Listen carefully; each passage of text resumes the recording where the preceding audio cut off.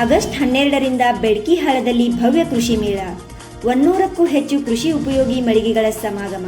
ಸುದರ್ಶನ್ ಖೋತ್ ಮಾಹಿತಿ.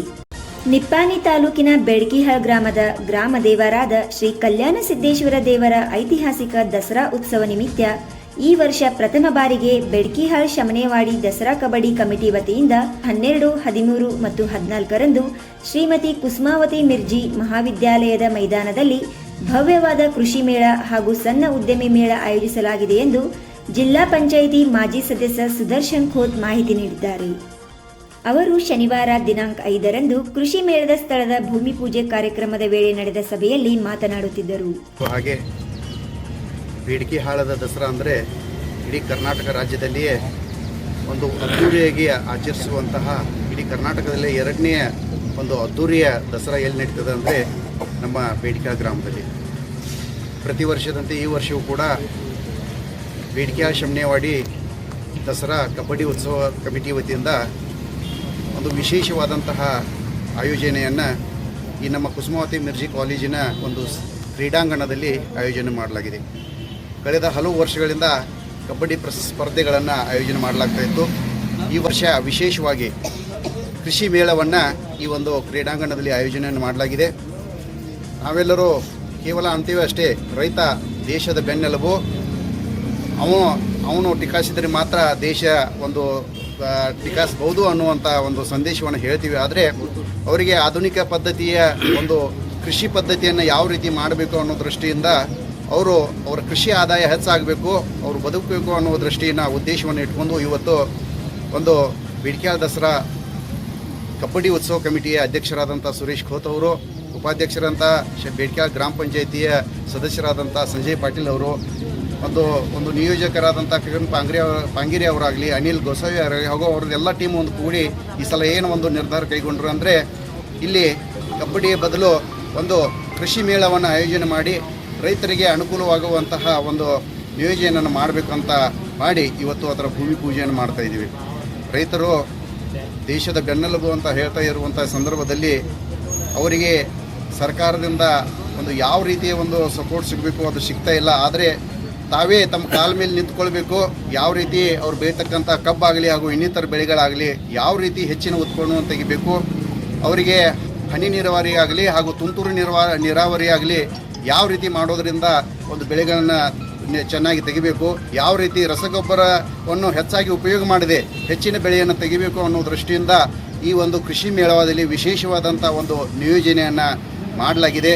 ಬಹಳಷ್ಟು ರೈತರಿಗೆ ಉಪಯೋಗವಾಗುವಂತಹ ಒಂದು ಸ್ಟಾಲ್ಗಳನ್ನು ಹಾಕಿ ರೈತರಿಗೆ ಅನುಕೂಲವಾಗುವಂಥ ದೃಷ್ಟಿಯನ್ನು ಇಟ್ಕೊಂಡು ಈ ಒಂದು ನಿಯೋಜನೆಯನ್ನು ಮಾಡ್ತಕ್ಕಂಥ ಎಲ್ಲ ಒಂದು ಸಮಿತಿಯವರಿಗೆ ನಾನು ಧನ್ಯವಾದಗಳನ್ನು ಅರ್ಪಿಸ್ತೀನಿ.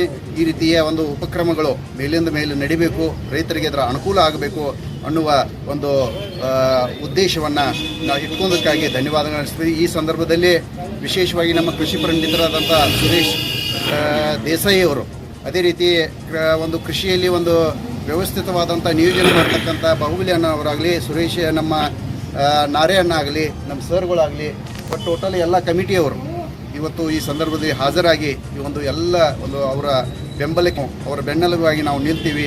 ಈ ಒಂದು ಕೃಷಿ ಮೇಳವನ್ನು ಅತ್ಯಂತ ನಿಯೋಜಿತವಾಗಿ ಒಂದು ಆಯೋಜನೆ ಮಾಡಿ ಅದನ್ನು ಯಶಸ್ವಿಗೊಳಿಸ್ತೀವಿ ಅನ್ನುವಂಥ ಭರವಸೆಯನ್ನು ನೀಡಿ ನನ್ನ 4 ಮಾತುಗಳಿಂದ ನಿವೃತ್ತ ಕ್ರೀಡಾ ಶಿಕ್ಷಕ ಅನಿಲ್ ಮಾಲ್ಗತ್ತಿ ಹಾಗೂ ಶ್ರೀಮತಿ ವಿಜಯ ಮಾಲ್ಗತ್ತಿ ಇವರಿಂದ ವಿಧಿವತ್ತಾಗಿ ಪೂಜೆ ಸಲ್ಲಿಸಲಾಯಿತು. ಗುಂಡು ಉಪಾಧ್ಯಾಯ ಪೌರೋಹಿತ್ಯ ನೆರವೇರಿಸಿದರು.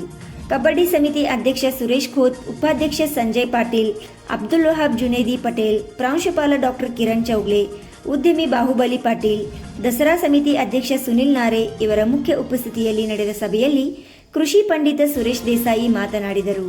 श्री सिद्धेश्वर दसरा कमिटी यांच्या वतीने बेटक्याळ येथे जो एक दसरा महोत्सव चाललेला असतो त्यामधला यावेळेला एक वैशिष्ट्यपूर्ण असं म्हणता येईल की शेती प्रदर्शन या निमित्ताने पहिल्यांदाच आम्ही मोठ्या प्रमाणात भरवत आहोत आणि त्यासाठी आमचे सगळे सहकारी बाहुबली पाटील असतील, पटेल असतील, नारे असतील, खोत साहेब असतील, सुरेश खोत असतील, एक विशेष म्हणजे भारत हा अनेक जाती धर्म पंथ आणि संस्कृतीनं विशेष असणारा त्या सर्वांना एकत्र करणारा एक शेती संस्कृती आहे त्या शेतकऱ्याला या संस्कृतीच्या माध्यमातून एक विशेष ज्ञान मिळावं. कारण आजच्या या ग्लोबल वॉर्मिंगच्या निमित्तानं शेती हा एकच विषय संकटात यायला लागला आहे.